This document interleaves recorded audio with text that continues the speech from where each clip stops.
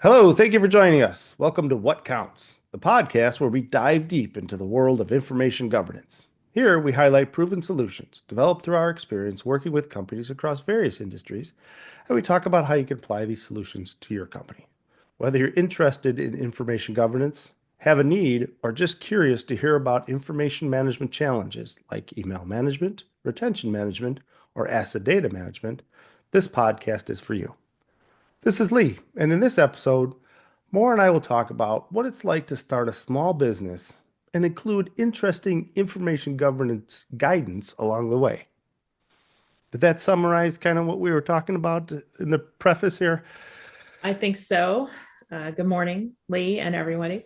Um, but it's a little different, right? We haven't talked about us as a business as much before. Kind of sneaks in every now and then, but it hasn't been a focus. And before the end of the year last year, you brought up the idea of doing a series of episodes. And I said, great, your turn to do all the talking. So take it away. No, I set it up nicely for you. Okay. Yeah, we'll see how far this goes until Moore has to chime in. But um, well, starting a business, what's that like? And what was it like for us? Let's kind of let's talk about starting a business. Let's start with the basics. What's your business about, right? You have to discuss that. I don't know if there's any information governance related aspects in that just yet, but do you have an idea? Do you have a need that you can fulfill in the market, or is there a need in the market that you can fulfill? You have to identify this clear purpose for your business first. That's your first step.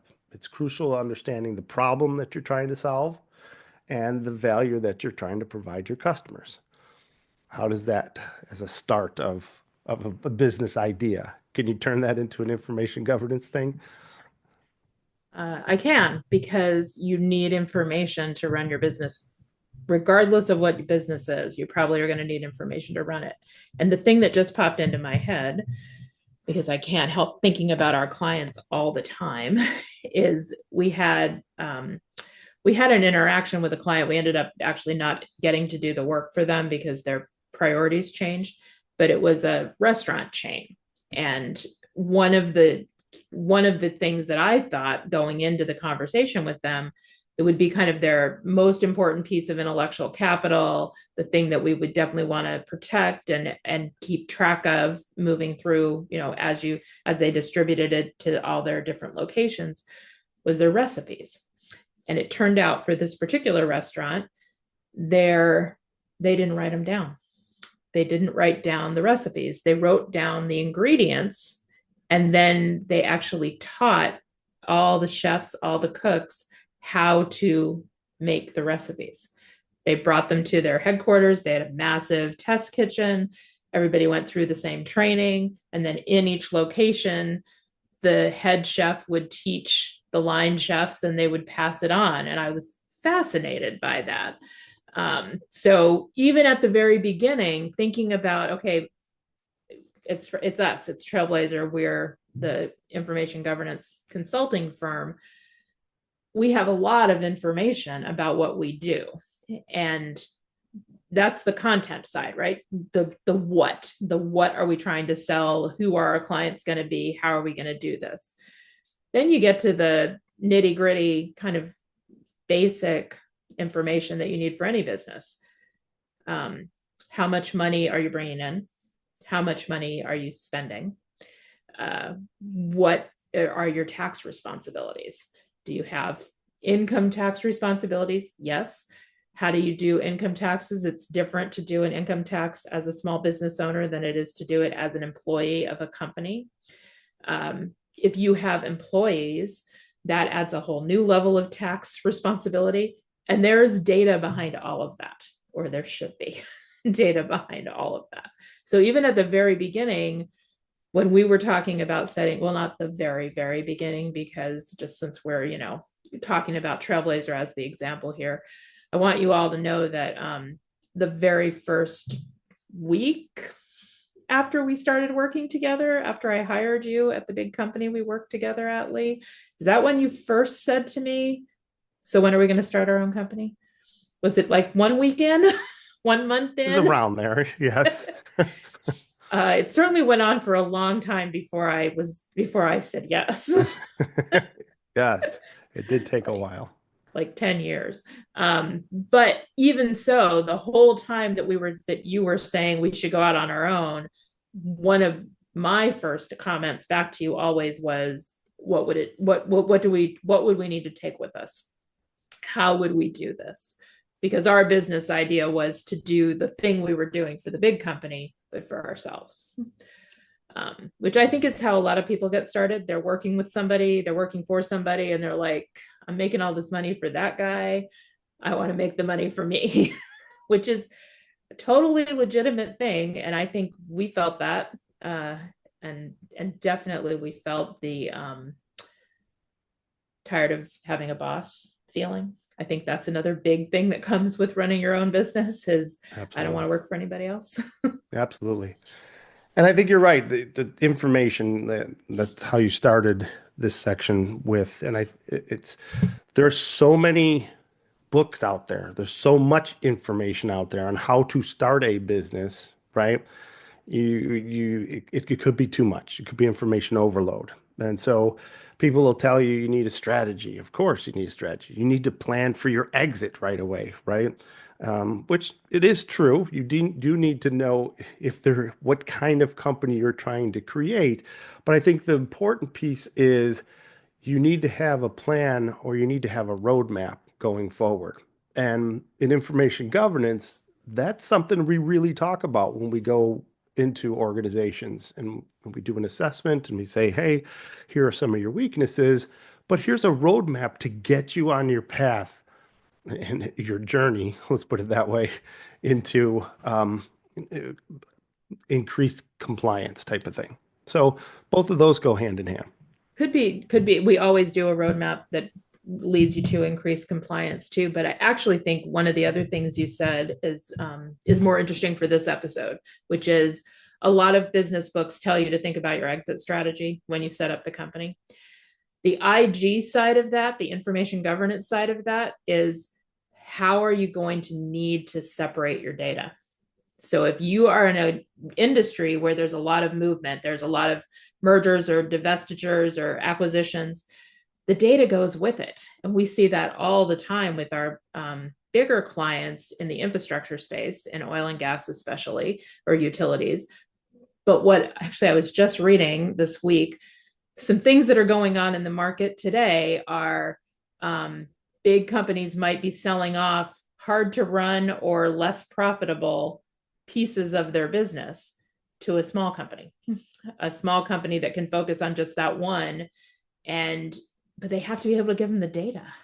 And so setting up your data right at the beginning in order to facilitate how do you give it back? How do you take it apart? And less happy things. If you get sued, you only want to have to look in one place. You only want to have to answer questions from one location. So from the very start, and we actually did a decent job at this. When I think we didn't do that for everybody to know, we didn't do a good job on what do we want our exit strategy to be, because we just were focused on how do we get started. And also, I never want to retire, but just for the record, Lee is making the usual face Yes, when I I say want that. to retire soon. Soon, Not that please. soon. You're not getting rid of us that easily. What No, we counts can still. This is podcast not work. listeners? This is fun. We can This keep is fun. we can I keep doing agree. this. But Anybody who's listening to us with all the giggling knows. yes, So, so we didn't do a great job on the exit plan at the beginning, but we did think about what are the pieces of data and how do they live together and separately. So we don't just have a big pile of documents somewhere. We had our back office stuff, our governance stuff, our setup documents. Some of those have to be in paper. I have a binder that I've had since 2013 that has our original license and application and IRS information. And then we have our electronic side where we have our letterhead and our logos and our templates. And we have the client side where we're divided up by client, by contract, by year, so that we can easily find, that's from a document perspective, we can easily find the documents that we had for each of our clients that we produced for them or that we used to do their work.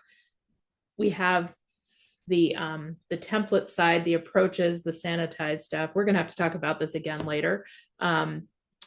And then we have, and I think this is going to be a good place to stop for today, because this will lead us into our next episode, which is the accounting side of things. Well, I don't even know if we're there yet because I still think that the marketing strategy is part of this first section, right?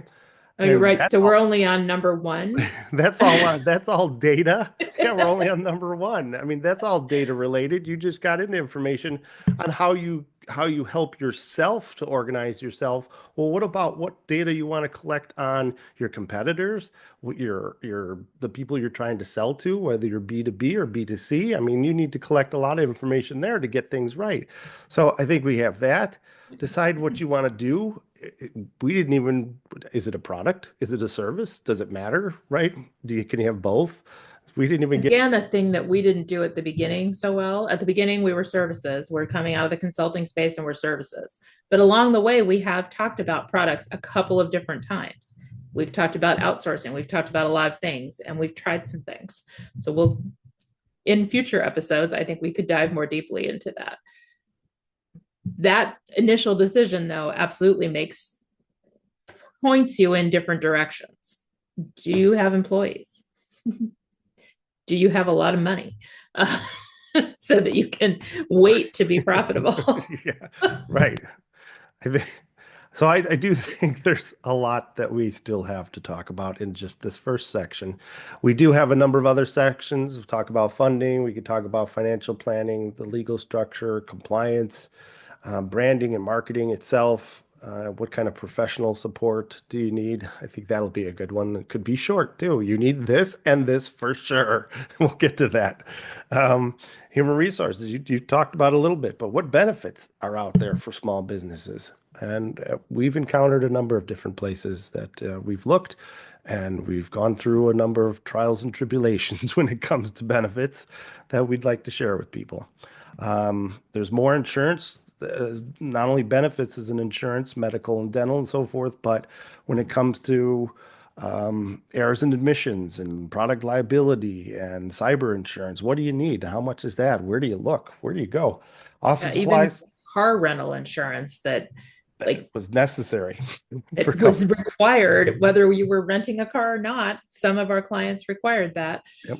And we wanted it for when we were having our employees rent cars. Like there's a lot there. Yeah. So, okay. And then the infrastructure stuff. We don't have an office location, but we have all the stuff. So yeah, we'll be talking about that. Yeah. All right, good. I think we found something here. So that's I good. mean, there's so much. We've been doing this for more than 10 years. We are beating a lot of odds by still being here after 10 years. And that's something we'll talk about too along the way in the upcoming episodes. So how do we sum up? Well, this was just our introduction, really. This was just our introduction. We're going to talk about starting and running a small business in the information governance space. But I think the one thing that you might take away from this episode is know what your business is about. Like, do you have an idea? Why are you even thinking about doing this? And to me, I have an idea, I see a need, I want to test something, I want to take control of something that I'm not getting to do in my current job. That's a reason to go forward with this. If it's just about money and it's just about a boss, it's harder for me to see it, but that just might be me. So we'll have time to talk about that too. If you have any questions, Please send us an email at info@trailblazer.us.com or look us up on the web at www.trailblazer.us.com. Thank you for listening, and please tune into our next episode. Also, if you like this episode, please be a champion and share it with people in your social media network.